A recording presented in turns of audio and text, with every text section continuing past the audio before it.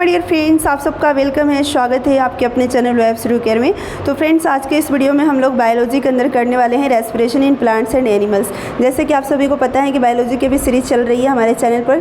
तो फ्रेंड्स, अगर जितने भी शिक्षक अभ्यर्थी हैं, पीआरटी के हो या टीजीटी के हो या पीजीटी के हो, अगर वो पेपर देने वाले हैं अगस्त में, तो फ्रेंड्स उनके लिए वीडियो हेल्पफुल होने वाली है। क्योंकि फ्रेंड्स, जनरल आपको जो सब पढ़ने हैं, जनरल जैसे कि पीजीटी है या टीजीटी है, तो उनको 40 मार्क्स में तो रीजनिंग हो गया, मैथ्स हो गया, जनरल साइंस हो गया, एसएसटी हो गया, ये सब पढ़ने हैं। तो जनरल साइंस के अंतर्गत फ्रेंड्स आपको बायोलॉजी पढ़ने हैं। और बायोलॉजी ये जो सीरीज चल रही है वो सभी के लिए चल रही है, चाहे वो पीआरटी के हो या टीजीटी के हो या पीजीटी के हो। और फ्रेंड्स, जो टीजीटी बायोलॉजी से हैं उनका अलग होगा, ठीक है, क्योंकि उनको डीप में बायोलॉजी पढ़ना होगा। लेकिन जो इस चैनल पर जो सीरीज़ हम लोग चला रखे हैं, ये सीरीज फ्रेंड्स सभी के लिए कॉमन है, ठीक है। तो ये पहले इसलिए मैं बता दी ताकि आपको ऐसा ना लगे कि ये तो बहुत कंटेंट हमारे लेवल से कम है। जो टीजीटी बायोलॉजी करेंगे उनको इससे ज़्यादा पढ़ना होगा बायोलॉजी। लेकिन अभी हम लोग जो पढ़ रहे हैं वो अपने लिए, यानी कि पीआरटी हो या टीजीटी हो या पीजीटी हो, अपने लेवल पर जो जनरल के लिए हमें पढ़ना है वो फ्रेंड्स उसके लिए काफ़ी है। एनसीईआरटी की सारी चीज़ें इंक्लूड कर दी गई है इसके अंदर। तो चलिए स्टार्ट करते हैं।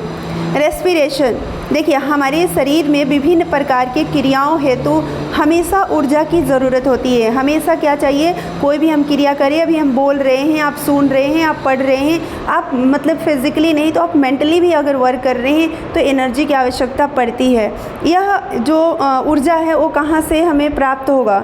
भोजन के ऑक्सीकरण होने के बाद, जब भोजन का ऑक्सीकरण होता है उसके बाद हमें एटीपी के रूप में प्राप्त होता है यह ऊर्जा, ठीक है। और यही प्रोसेस हमें श्वसन मतलब श्वसन कहलाता है।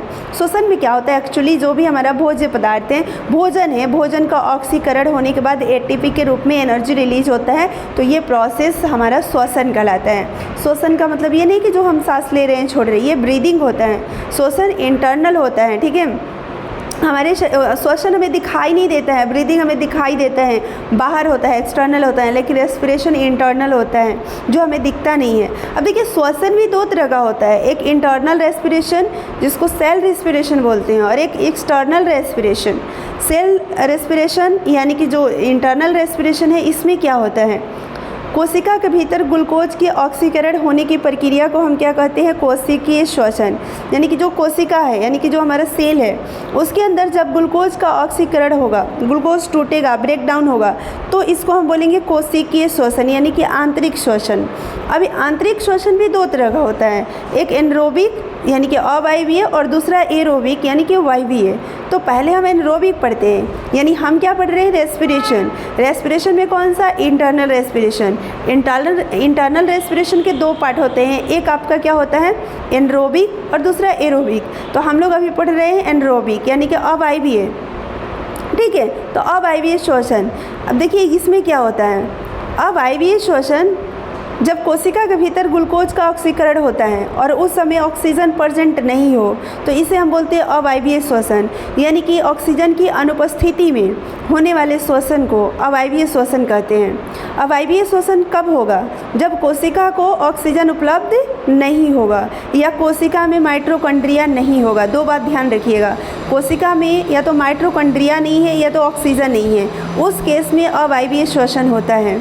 अब देखिए, जो जीवाणु होते हैं, जीवाणु, उनमें माइटोकॉन्ड्रिया नहीं होता है, समझ रहे हैं, उनमें माइटोकॉन्ड्रिया नहीं होता है। और हमारे रक्त के आरबीसी की कोशिका में माइटोकॉन्ड्रिया नहीं रहता है, इससे हमेशा यहाँ पर क्या होता है, अवायवीय श्वसन होता है।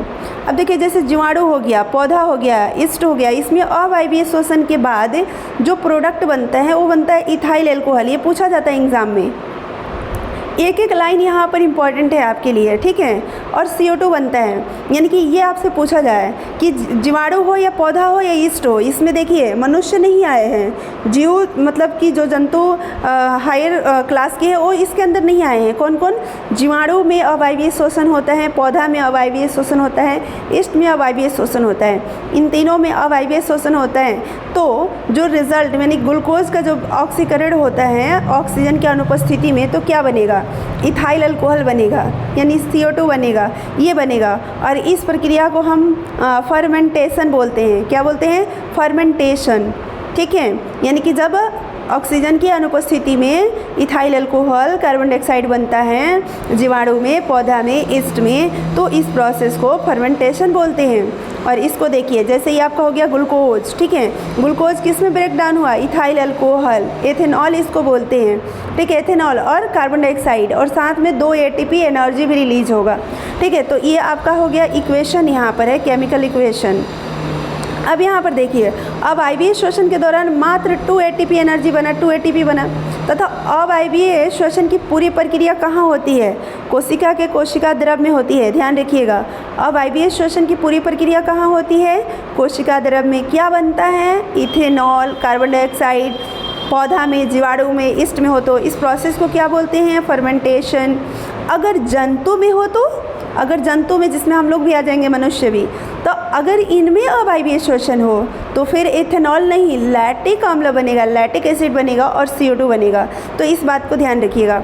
अगर जंतु में होगा अब IBA श्वसन तो लैक्टिक एसिड बनेगा और CO2 तो बनेगा ही। अगर वही पौधे, जीवाणु, ईस्ट में होगा तो लैक्टिक एसिड की जगह क्या बनेगा? इथेनॉल बनेगा। अब देखिए, जंतु में जब होगा तो जो ग्लूकोज है किस में टूटा? यहाँ पर ये लैक्टिक एसिड का फॉर्मूला है और 2 ATP एनर्जी यहाँ भी रिलीज हुआ। ये तो हम लोगों ने पढ़ लिया। ऑक्सीजन की अनुपस्थिति में, यानी ऑक्सीजन नहीं होगा तब जो रेस्पिरेशन होता है उसको एनरोबिक और वायवीय श्वसन कहते हैं। बट अगर ऑक्सीजन प्रेजेंट हो, यानी उसको बोलेंगे वायवीय श्वसन, वायवीय यानी कि वायु हो, ऑक्सीजन हो। ऑक्सीजन की उपस्थिति में माइटोकॉन्ड्रिया की मदद से, देखिए ऑक्सीजन भी चाहिए और साथ में क्या हो? माइटोकॉन्ड्रिया भी प्रेजेंट हो, ठीक है। और अवायवीय में क्या था? ऑक्सीजन भी नहीं था, माइटोकॉन्ड्रिया भी नहीं था। ऑक्सीजन की उपस्थिति में माइटोकॉन्ड्रिया की मदद से ग्लूकोज का क्या होता है? पूर्ण ऑक्सीकरण, जबकि अवायवीय में पूर्ण ऑक्सीकरण नहीं होता है। तो पूर्ण ऑक्सीकरण होता है तो इस प्रक्रिया को वायवीय श्वसन कहते हैं। वायवीय श्वसन में ग्लूकोज पूरी तरीके से ऑक्सीकृत हो जाता है और यहाँ पर 2 ATP एनर्जी बनता है। देखिए ये ग्लूकोज हो गया और यहाँ पर क्या दिखाया गया? ऑक्सीजन, यानी ऑक्सीजन प्रेजेंट है, जबकि इसमें ऑक्सीजन नहीं था। और ऑक्सीजन प्रेजेंट है तो क्या बना? कार्बन डाइऑक्साइड बनेगा, H2 यानी कि जल बनेगा और 38 ATP यानी कि 38 ATP एनर्जी। तो अगर यहाँ से क्वेश्चन ऐसे पूछा जाए कि वायवीय व अवायवीय श्वसन किस में ज़्यादा ऊर्जा मुक्त होता है, तो वायवीय में ज़्यादा ऊर्जा मुक्त होगा। ऑब्वियसली ऑक्सीजन प्रेजेंट रहेगा तो ज़्यादा एनर्जी रिलीज होगा। तो यहाँ पर आपसे पूछा जाएगा कि वायवीय श्वसन में प्रोडक्ट के रूप में क्या बनता है? CO2 और H2O, याद रखेंगे CO2 H2O बनेगा और 38 ATP एनर्जी। अब देखिए इसको थोड़ा सा 38 जो बना है इसके अंदर जो प्रोसेस होता है वायवीय में वो 2 चरण में होता है, उसको देखिए। कोशिका के भीतर होने वाली आंतरिक श्वसन जो है वो 2 चरण में पूरा होता है। एक ग्लाइकोलाइसिस होता है, ये कोशिका के अंदर बताया जा रहा है, ठीक है। वायवीय और अवायवीय श्वसन तो हम लोग पढ़ लिए।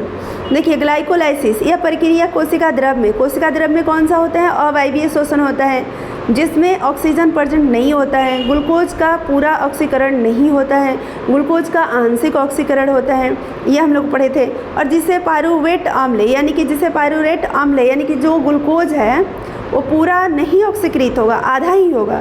तो उसका जो आधा ऑक्सीकृत होने के बाद जो रिजल्ट बनेगा यानी कि जो प्रोडक्ट बनेगा वो पायरूवेट अम्ल बनेगा, यानी कि ये पायरूवेट अम्ल हो गया। और हाइड्रोजन यानी कि 4 ऊर्जा युक्त हाइड्रोजन परमाणु और साथ में 2 ATP, ये ग्लाइकोलाइसिस के दौरान हुआ, जो कि कोशिका द्रव में होगा, जो कि आप बोल सकते हैं अवायवीय से इसको कनेक्ट कीजिए, अवायवीय से। अब देखिए ग्लाइकोलाइसिस के दौरान बने 4 जो ऊर्जा युक्त हाइड्रोजन परमाणु, 4 जो है परमाणु अतिरिक्त 6 ATP ऊर्जा बना सकता है। ये जो है 4 ऊर्जा युक्त हाइड्रोजन परमाणु जो यहाँ पर मैंने आपको दिखाया, देखिए ये यहाँ पर, तो ये कह रहे हैं एक्स्ट्रा और 6 ATP ऊर्जा बना सकता है। लेकिन कब बना सकता है? जब ऑक्सीजन और माइटोकॉन्ड्रिया की उपस्थिति हो तब। अगर ये माइटोकॉन्ड्रिया और ऑक्सीजन प्रेजेंट नहीं है, इसकी अनुपस्थिति में ये क्या करेगा? लैक्टिक अम्ल और या तो इथाइल अल्कोहल में खर्च कर देगा। यानी कि जब जंतु की बात करेंगे तो ये लैक्टिक अम्ल बनेगा, अगर हम जीवाणु पौधा ईस्ट की बात करेंगे तो इथाइल अल्कोहल में खर्च कर देता है ये, ठीक है। तो इसलिए वहाँ पर लैक्टिक अम्ल बन जाते हैं, जंतु में, पौधे ईस्ट, जीवाणु में इथाइल अल्कोहल बन जाता है, ठीक है। अब देखिए क्रेब्स साइकिल, दूसरा हमारा चरण क्या होता है? पहला इंटरनल रेस्पिरेशन का चरण आपने देख लिया, ग्लाइकोलाइसिस। दूसरा क्रेब्स साइकिल। इस प्रक्रिया को खोज जो है हैंस क्रेब्स ने किया था, इसलिए इसको क्रेब्स साइकिल इसका नाम दिया गया। इस प्रक्रिया में यानी कि कोशिका के कहाँ होगा, माइटोकॉन्ड्रिया में संपन्न होगा। यानी इसको आप वायवीय श्वसन से कनेक्ट करें, किससे, वायवीय, जिसमें ऑक्सीजन प्रेजेंट होगा, माइटोकॉन्ड्रिया प्रेजेंट होगा, तो माइटोकॉन्ड्रिया में ये संपन्न होगा। और वो किस में होगा, अवायवीय जो था, या आप ग्लाइकोलाइसिस बोल सकते हो, वो कोशिका द्रव में होगा। लेकिन ऑक्सीजन के प्रेजेंट में जो हमारा रेस्पिरेशन होता है माइटोकॉन्ड्रिया में होता है। क्रेब्स साइकिल के अंदर माइटोकॉन्ड्रिया में, कोशिका के माइटोकॉन्ड्रिया में यह प्रक्रिया संपन्न होता है, जिससे क्या होता है, पायरुवेट अम्ल का पूर्ण ऑक्सीकरण होगा। समझ रहे हैं, पायरुवेट अम्ल का पूर्ण ऑक्सीकरण होगा। एक पायरुवेट अम्ल जो है वो ऑक्सीकृत होकर 15 ATP बनाता है। कितना ATP, 15 ATP। अब देखिए क्रेब्स साइकिल के दौरान टोटल 36 ATP बनता है। कैसे, 2 पायरुवेट अम्ल जो है वो 15 बनाएगा तो कितना हो जाएगा। देखिए यहाँ पर जो हमारा पायरुवेट अम्ल है, देखिए यहाँ पर ध्यान से समझिए, ये पायरुवेट अम्ल है, कितने हैं, 2। यहाँ पर देखिए 2 इंटू है ना, C3H4O3, ये कितने हैं, 2 है, 2 बना है, ग्लाइकोलाइसिस के दौरान बना है। ठीक है, ये पूर्ण इसका ऑक्सीकरण नहीं हुआ है, इसका आंशिक ऑक्सीकरण हुआ है। ठीक है, अब यहाँ पर देखिए हम क्रेब्स साइकिल में पढ़ रहे हैं कि यहाँ पर इसका पूर्ण ऑक्सीकरण होता है। तो 2 आपका है ना, क्या है, पायरुवेट अम्ल। तो एक पायरुवेट अम्ल जो है वो जब उसका पूर्ण ऑक्सीकरण होगा तो 15 ATP एनर्जी देगा। तो 2 है तो कितना होगा, 30 ATP हो जाएगा।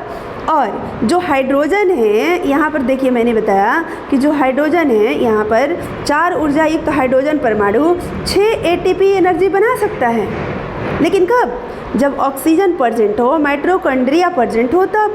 तो यहाँ पर क्रेब्स साइकिल के अंदर मैंने क्या बोला कि माइटोकॉन्ड्रिया में संपन्न होता है, मीन्स कि यहाँ पर माइटोकॉन्ड्रिया प्रेजेंट है, मीन्स कि यहाँ पर माइटोकॉन्ड्रिया है प्रेजेंट, ऑक्सीजन है प्रेजेंट, तभी पूर्ण ऑक्सीकरण हो रहा है। ऑक्सीजन नहीं होता तो पूर्ण ऑक्सीकरण नहीं होता।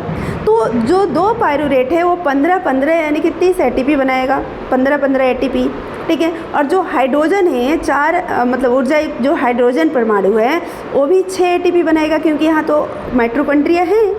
ठीक है, तो 30 और 6 कितना हो गया, 36 हो गया। ठीक है, और 2 ATP किस में बना था, ग्लाइकोलाइसिस में बना था। तो देखिए 36 टोटल यहाँ पर हुआ ना, 36, ये आपका क्रेब्स साइकिल में 36 टोटल हुआ। टोटल क्रेब्स साइकिल के दौरान 36 ATP बना। ध्यान से देखिएगा, क्रेब्स साइकिल के दौरान टोटल ATP कितना बना, 36। कैसे, 15 2 पायरुवेट से 30 हो गया, और हाइड्रोजन से कितना, 6, तो टोटल कितना हो गया, 36। लेकिन अगर पूछा जाए कि पूरे प्रोसेस के दौरान यानी ग्लाइकोलाइसिस तथा क्रेब्स साइकिल के बाद टोटल ATP कितना बना, 38। कैसे 38, तो देखिए यहाँ पर ग्लाइकोलाइसिस में कितने ATP बने थे, ग्लाइकोलाइसिस में 2 ATP बने थे, है ना। ये और 6 तोड़ सकते थे, लेकिन ऑक्सीजन और माइटोकॉन्ड्रिया होता तब।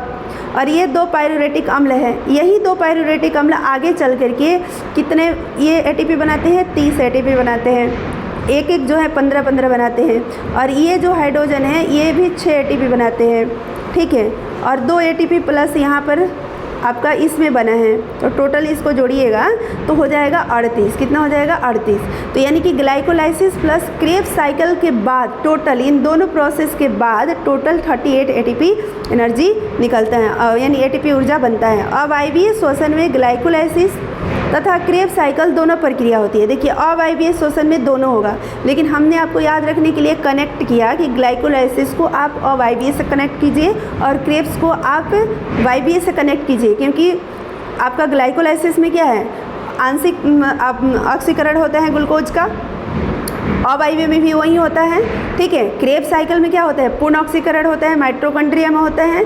ठीक है, तो ये किस में होता है, वायवीय में होता है। इसलिए हमने बोला कनेक्ट करने के लिए, ताकि आप उसमें याद रख सके कि क्रेब्स में क्या होता है, ग्लाइकोलाइसिस में क्या होता है। ठीक है, अब देखिए लेकिन अवायवीय श्वसन में ये दोनों प्रक्रिया होता है। अब देखते हैं पौधे में श्वसन। देखिए पौधे में श्वसन हेतु गैसों का आदान प्रदान किस विधि से होता है, विसरण, याद रखेंगे। अब विसरण के लिए देखिए पौधों में पत्ती होते हैं ना, पत्ती लीव्स, उसमें अस्टोमाटा होता है, छोटे छोटे छिद्र होता है, उसको अस्टोमाटा बोलते हैं, इससे द्वारा होता है। अगर हम बात करें छाल, क्योंकि पौधों में केवल एक नहीं है, पत्तियों द्वारा भी होता है, छाल द्वारा भी होता है और जड़ द्वारा भी होता है गैसों का आदान प्रदान। तो पत्तियों में स्टोमाटा है, इसके द्वारा, और छाल में वातररंध्र जिसको लेंटिकल्स बोलते हैं, इसके द्वारा, और जो जड़ होते हैं, जड़ में मूल रोम होते हैं जिसको रूट हेयर्स बोलते हैं, उसके द्वारा होता है। लेकिन अगर पूछा जाए कि पौधे वायुमंडल से CO2 मतलब कि छोड़ते हैं या O2 को लिया जाता है, ऑक्सीजन लेते हैं या CO2 छोड़ते हैं, क्योंकि रेस्पिरेशन में तो यही होगा ना, O2 लिया जाएगा और CO2 छोड़ा जाएगा। तो पौधे जो है O2 लेते हैं, CO2 छोड़ते हैं। आप बोलेंगे ये तो उल्टा बता रहे हैं, CO2 छोड़ते हैं, CO2 तो लेते हैं। लेकिन देखिए रेस्पिरेशन के दौरान मैं बता रही हूँ, प्रकाश संश्लेषण के दौरान जो प्लांट है वो CO2 क्या करते हैं, CO2 छोड़ते हैं, CO2 छोड़ते हैं, सॉरी, प्रकाश संश्लेषण के दौरान, प्रकाश संश्लेषण जब होगा तो उस समय वो CO2 क्या करेंगे, लेंगे, ये लेंगे पौधे, ठीक है, और O2 क्या करेंगे, छोड़ेंगे, ये छोड़ेंगे, ठीक है। कब, प्रकाश संश्लेषण में, प्रकाश संश्लेषण में, ठीक है, प्रकाश संश्लेषण के दौरान ऐसा होता है। लेकिन हम क्या बता रहे हैं, रेस्पिरेशन यानी कि श्वसन, श्वसन में पौधे हम लोग की ही तरह O2 लेते हैं, ऑक्सीजन लेते हैं और CO2 छोड़ते हैं श्वसन में, ठीक है, इसको नोट कर लीजिएगा। चलिए नेक्स्ट, यहाँ पर हम क्या बोल रहे हैं कि वायुमंडल से O2 लेते हैं और CO2 छोड़ते हैं। तो वायुमंडल से जब O2 लेने की बात होगी, CO2 छोड़ने की, तो ये ओनली पत्तियों के स्टोमाटा और वातररंध्र यानी कि जो छाल में पाया जाता है वातररंध्र और पत्ती में पाए जाते हैं स्टोमाटा, स्टोमाटा और जो आपका है लेंटिकल्स, इसी के द्वारा वो छोड़ते हैं और लेते हैं। लेकिन मिट्टी में जो ऑक्सीजन है उसको ग्रहण करने के लिए रूट हेयर्स यानी कि मूल रोम जो कि जड़ में पाया जाता है, इसका इस्तेमाल करते हैं। इसके द्वारा मिट्टी में जो ऑक्सीजन है, क्योंकि उसमें हवा है, हवा में ऑक्सीजन है, ठीक है, तो वहाँ से ऑक्सीजन रूट्स हेयर के द्वारा वो ग्रहण करते हैं। पौधे में दिन में होने वाले श्वसन के दौरान बने CO2 को बाहर वायुमंडल में नहीं छोड़ते हैं। अब देखिए, दिन में जो श्वसन होता है तो उसमें पौधे CO2 वायुमंडल में नहीं छोड़ते हैं, वो रख लेते हैं। क्या छोड़ते हैं, ऑक्सीजन छोड़ते हैं, क्योंकि दिन के समय श्वसन के दौरान जो CO2 का प्रयोग प्रकाश संश्लेषण में हो जाता है। समझ रहे हैं, किस में हो जाता है, प्रकाश संश्लेषण में हो जाता है। दिन में जो CO2 बनता है उसको वो छोड़ते नहीं हैं, उस CO2 का यूज प्रकाश संश्लेषण में हो जाता है। लेकिन रात में जो CO2 बनता है तो रात में तो प्रकाश संश्लेषण होता नहीं है, तो रात में श्वसन के दौरान जो CO2 बनता है वो पौधा क्या करते हैं, वायुमंडल में छोड़ देते हैं। इसलिए कहा जाता है कि रात में पेड़ के नीचे नहीं सोना चाहिए, क्योंकि पौधे भी CO2 छोड़ते हैं, ठीक है, ऑक्सीजन लेते हैं। नेक्स्ट देखिए, पौधों में होने वाला श्वसन जंतु में होने वाले श्वसन से अलग होता है। क्यों, क्योंकि पौधों के प्रत्येक भाग यानी कि जड़, तना, पत्ती में अलग अलग श्वसन होता है। जैसे जड़ में मूल रोम होता है, तना में लेंटिकल्स होता है, पत्ती में स्टोमाटा होता है, इसके द्वारा होता है। लेकिन जंतु में ऐसा नहीं है ना। जंतु के तरह पौधा में होने वाला श्वसन में गैसों का परिवहन नहीं होता है, ठीक है। पौधा में जंतु की अपेक्षा काफ़ी धीमी गति से श्वसन होता है, यानी कि एनिमल के कंपैरिजन में पौधे में स्लो रेस्पिरेशन होता है। अब यहाँ पर आप देखिए एक एक कुछ जीवों के बारे में। एक कोशिकीय जीव तथा निम्न श्रेणी के जो बहुकोशिकीय जीव, यानी देखिए बहुकोशिकीय जीव भी जो निम्न श्रेणी के, जैसे हाइड्रा हो गए, ये बहुकोशिकीय होते हैं लेकिन निम्न श्रेणी में आ जाएंगे। और जो एक कोशिकीय जीव हो गए, इन सब में श्वसन कोशिका झिल्ली से विसरण द्वारा होता है। किसके द्वारा होता है, कोशिका झिल्ली से होता है। लेकिन कीट की बात करें, जैसे टीडा और तिलचट्टा हो गया, इसमें श्वसन के लिए ट्रैकिया होता है। ट्रैकिया नली के समान होता है और जो शरीर के भीतर ऊतक से जुड़ा होता है। और ट्रैकिया शरीर के बाहर किससे खुलता है, श्वास रंध्र यानी एस्पिरेकल से खुलता है बाहर में, और शरीर के अंदर ऊतक से जुड़ा रहता है। शरीर के बाहर श्वास रंध्र से, जो कि एक छिद्र होता है, उससे निकलता है। और इसी के द्वारा ये जो टिड्डा और तिलचट्टा है वो अपना करते हैं श्वसन, ठीक है। अब देखिए मछलियों में क्या होता है, गिल्स होता है, जिसको क्लोम आप बोल सकते हैं। जल में जो ऑक्सीजन घुला होता है, तो मछली जैसे ही पानी को मुंह में लेती है तो वहाँ पर उसमें जो ऑक्सीजन होता है वो उनके ब्लड के द्वारा वो ले लिया जाता है, ब्लड में चला जाता है। और ब्लड में जो कार्बन डाइऑक्साइड होता है वो फिर पानी में आ जाता है और पानी फिर बाहर मुँह से निकालती है, फिर बाहर चला जाता है। इस तरीके से कुछ मछली जैसे गरई, सिंघी, मांगुर में गिल्स के अलावा और भी श्वसन के लिए सहायक हेल्प करने के लिए अंग होते हैं। वो अंग कैसे होते हैं? ये तो मतलब कि गिल्स जो है वो तो पानी में घुले हुए ऑक्सीजन को केवल लेगा, ठीक है, पानी में घुले ऑक्सीजन का प्रयोग श्वसन के लिए केवल कर पाएगा। लेकिन कुछ मछली जैसे गरई, सिंघी, मांगुर हो गया, तो इसमें गिल्स तो होते ही हैं, इसके अलावा और हेल्पिंग श्वसन अंग होते हैं जो हवा में जो ऑक्सीजन घुले हुए हैं उनको ये सीधे तौर पर ग्रहण कर लेते हैं। इसलिए ऐसी मछलियाँ बाजार में कुछ दिनों तक जिंदा रह सकती है या रहती है, ठीक है। अब देखिए मनुष्य का श्वसन तंत्र पढ़ते हैं। मनुष्य में जो श्वसन तंत्र है यहाँ पर समझिए, नासा द्वार से ये शुरू होता है और नासा द्वार से पहले यानी कि नासा द्वार से हवा प्रवेश करता है, उसके बाद ये श्वास नली से होते हुए श्वसनी और श्वसनिका और लास्ट में कुपिका कोष तक जाता है हवा, ठीक है। यानी कि जैसे ही नीचे इसको बोलते हैं ट्रैकिया, ठीक है, श्वास नली, और श्वास नली आकर देखिए 2 ब्रांच में ये बट जाता है। इस ब्रांच को बोलते हैं श्वसनी बोलते हैं। क्या बोलते हैं? श्वास नली जब 2 ब्रांच में बढ़ता है तो इसको श्वसनी बोलते हैं, और श्वसनी फिर छोटे छोटे ब्रांच में ऐसे डिवाइड हो जाते हैं तो इनको बोलते हैं श्वसनिका। और श्वसनिका पर छोटे छोटे ऐसे बलून जैसे जैसे यहाँ पर बना हुआ है ना, तो ये बलून जैसे, थोड़ा सा मैं आपको बताना चाहूँगी, यहाँ पर देखिए ये जैसे बलून जैसा बना हुआ है ना, इसको बोलते हैं कुपिका कोष। कुपिका कोष जैसे इसमें हवा भरा होता है, बलून की तरह होता है। और देखिए जो बाहर से ऐसे ऐसे आप देख रहे हैं इसको बोलते हैं रिब केज, ठीक है। ये पूरा जो मतलब कि हड्डी है, पसली है, उपास्थि जो आपका श्वास नली होता है ये हड्डी से नहीं बना होता है, उपास्थि से बना होता है। उस पर ये रिंग अर्ध गोलाकार, ये अर्धवृत्ताकार बोल सकते हैं आप, इसको अर्धगोलाकार बोल सकते हैं। ऐसे ऐसे रिंग होता है जो श्वास नली को ऊपर से मतलब ऐसे कवर किया हुआ रहता है, समझे। जैसे मान लीजिए चूड़ी होता है ना, चूड़ी को एक दूसरे के ऊपर रखते जाइए और उसके अंदर बेलन एक डाल दीजिए, ठीक है। तो उस तरीके से यहाँ पर हमारा श्वास नली होता है और इसके ऊपर जो वालय बना होता है वो हड्डी नहीं होता है, मतलब वो अस्थि नहीं होता है, वो उपास्थि होता है, जिसको कार्टिलेज बोलते हैं। कार्टिलेज का बना होता है, ये पूछा जा सकता है, ठीक है। अब देखिए ये जो होता है रिब केज इसको बोलते हैं, ये फेफड़े को सुरक्षा प्रदान करता है। इसी के अंदर है हमारा फेफड़ा स्पंजी, पीले रंग का स्पंजी पिंक कलर का स्पंजी हमारा फेफड़ा 2 इसी रेब केज इसको बोलते हैं, इसके अंदर सुरक्षित रहता है। अब देखिए यहाँ पर एक एक करके सबके बारे में डिटेल्स में पढ़ेंगे। यहाँ पर तो ओवरऑल मैंने थोड़ी सी बता दिया। अब देखिए जैसे नॉस्ट्रिल या नोज, नासिका रंध्र, इसके मतलब जो हवा है श्वसन तंत्र का हमारा प्रारंभ यहीं से होता है। नॉस्ट्रिल से ही श्वसन तंत्र का हमारा प्रारंभ होता है। हवा सबसे पहले कहाँ जाएगा? नॉस्ट्रिल से ही होकर शरीर में प्रवेश करेगा।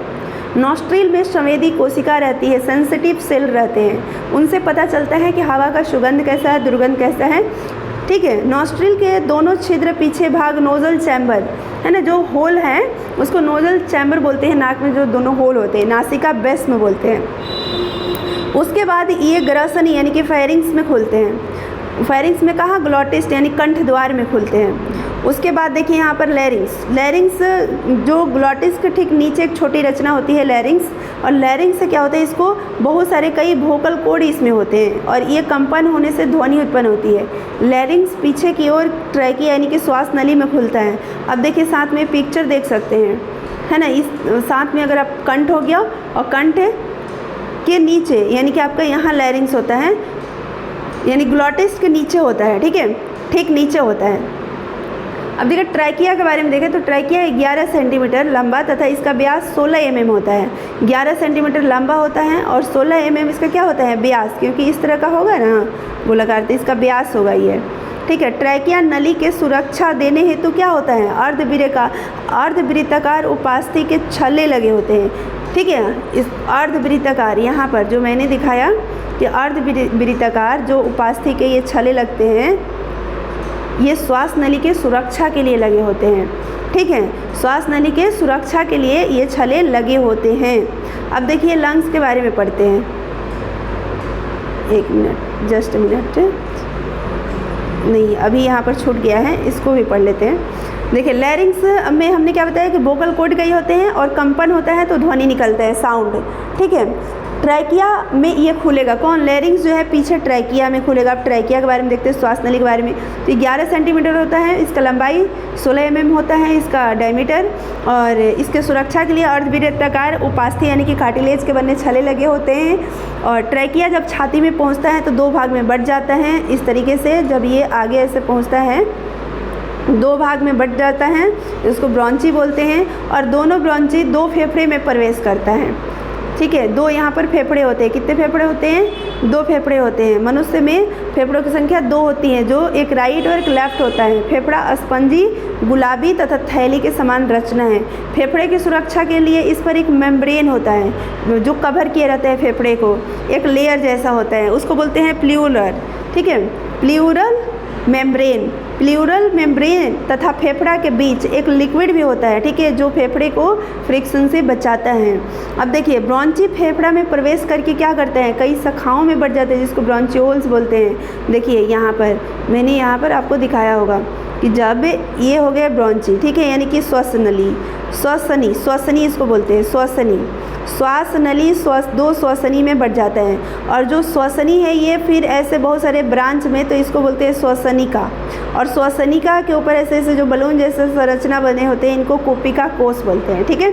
तो वही यहाँ पर क्या दे रखा है कि जो श्वसनी है वो बहुत सारे श्वसनिका में बट जाते हैं। और श्वसनिका फेफड़े में कई वायु कोष यानी कि एयर सैक, इसी को हमने क्या बोला, कोशिका कोष बोला, इसका निर्माण करते हैं, जिसको हम क्या बोलते हैं, एवोल्वी बोलते हैं, ठीक है। अब देखिए यहाँ पर श्वसन मार्ग कंप्लीट हो जाता है कोशिका कोष पर आकर, या इसको वायु कोष आप बोल सकते हो, क्योंकि इसमें हवा भरा होता है।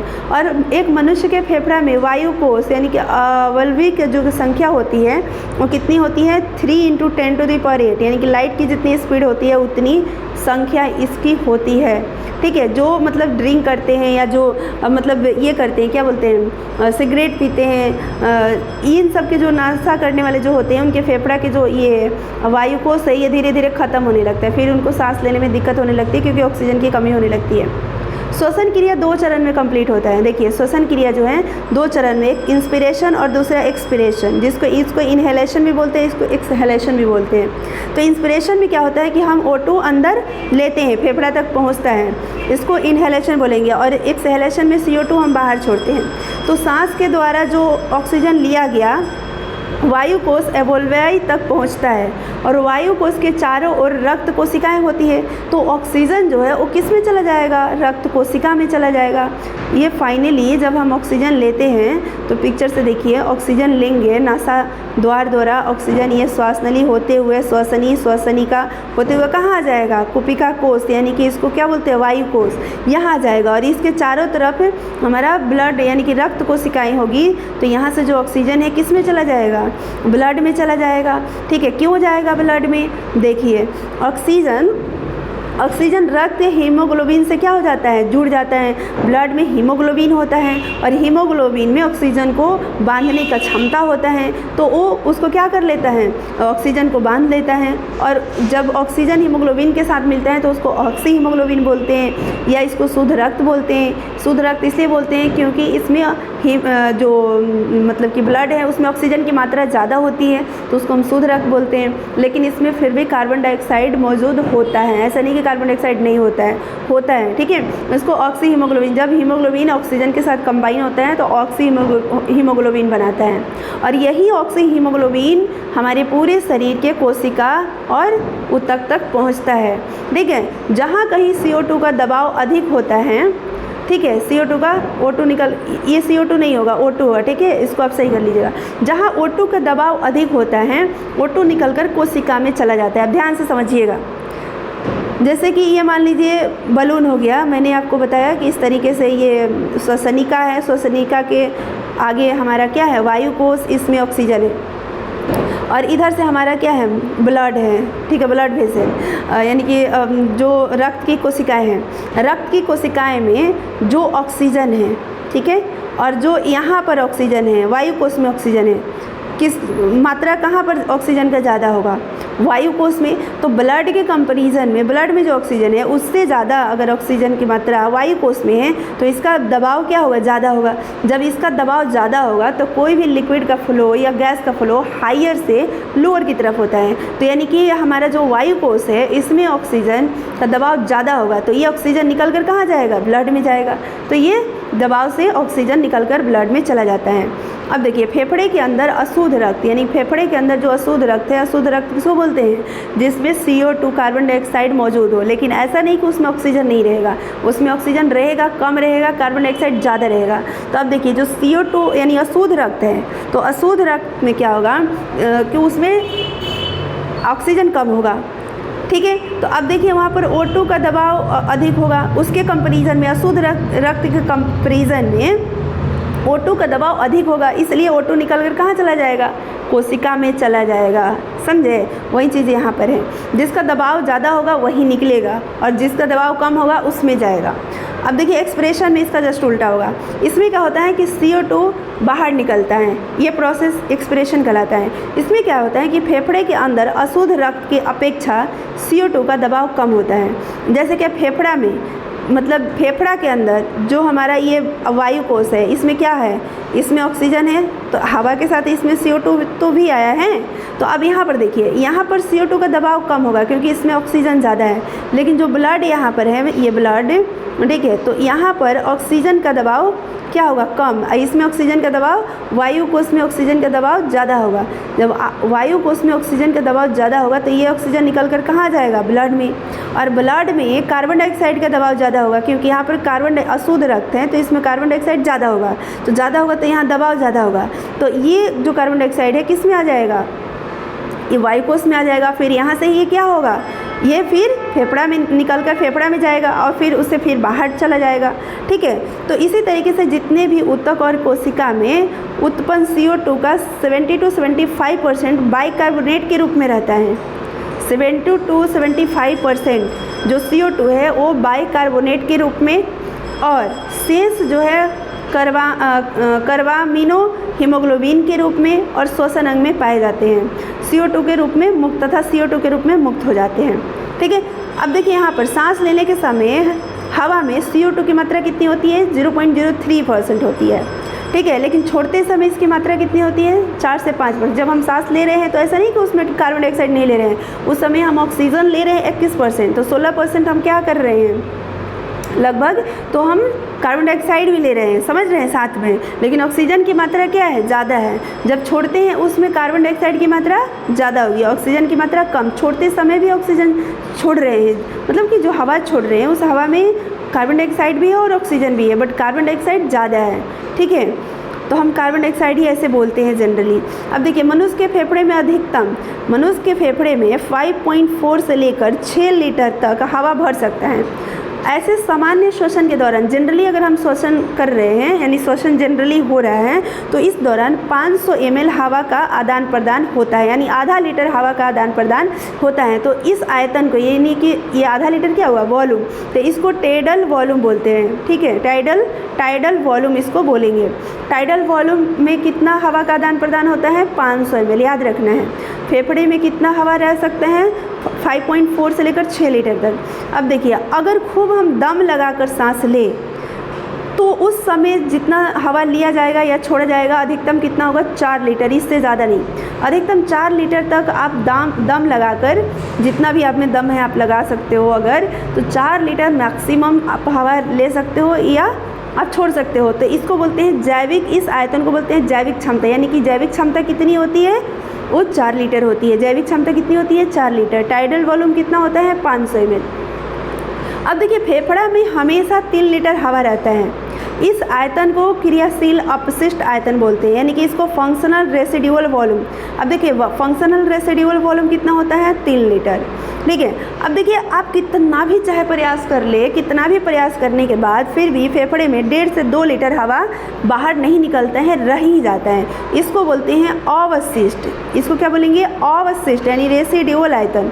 अब देखिए फिर से एक चीज़, आपसे अगर पूछा जाएगा कि टाइडल वॉल्यूम क्या है, टाइडल वॉल्यूम 500 ml है। आपसे पूछा जाएगा जैविक क्षमता क्या है, तो 4 लीटर है, यानी कि हम दम लगाकर 4 लीटर हवा ले सकते हैं, छोड़ सकते हैं। अगर आपसे पूछा जाए अपशिष्ट आयतन, देखिए अपशिष्ट residual volume, functional residual volume, अपशिष्ट आयतन अगर पूछा जाए तो 3 लीटर। अगर आपसे पूछा जाए अवशिष्ट, अवशिष्ट मतलब जो बच जाता है उतना नहीं निकलेगा चाहे कितना भी प्रयास करें, तो 1.5 से 2 लीटर। ठीक है, तो ये आपका आज के इस वीडियो में कंप्लीट हो गया रेस्पिरेशन। आई होप कि यहाँ पर आपको वीडियो अच्छी लगी होगी, समझ में आई होगी। आप ज़रूर लाइक कीजिएगा, कमेंट कीजिएगा, अगर किसी भी तरह की कोई भी आपकी क्यूरी होगी तो ठीक है, आपको रिप्लाई ज़रूर मिलेगा। तो friends, respiration in plants and animals हमने कंप्लीट कर लिया। तो ये पीआरटी, टीजीटी, पीजीटी तीनों के लिए है। जनरल साइंस के अंदर जो बायोलॉजी आपको पढ़ना है उसके लिए सीरीज चल रहे हैं। तो आप सभी लोग फ्रेंड्स इस वीडियो को शेयर कर देंगे अपने ग्रुप में, मैक्सिमम से मैक्सिमम लोगों तक पहुंच जाए। और बहुत सारे ऐसे स्टूडेंट हैं जो फ्रेंड्स अगर मान लीजिए वो आते हैं आर्ट्स बैकग्राउंड से, तो उनका थोड़ा सा साइंस के अंदर दिक्कतें होती है, तो उनको मतलब हेल्प मिल सके। तो चलिए आज के लिए इतना ही, फिर मिलते हैं नेक्स्ट वीडियो में। नेक्स्ट टॉपिक हमारा ट्रांसपोर्टेशन रहेगा, transportation in plants and animals. Okay, तो इस वीडियो में इतना ही। Thank you so much friends, आप सभी लोगों को लास्ट तक वॉच करने के लिए। Thank you so much.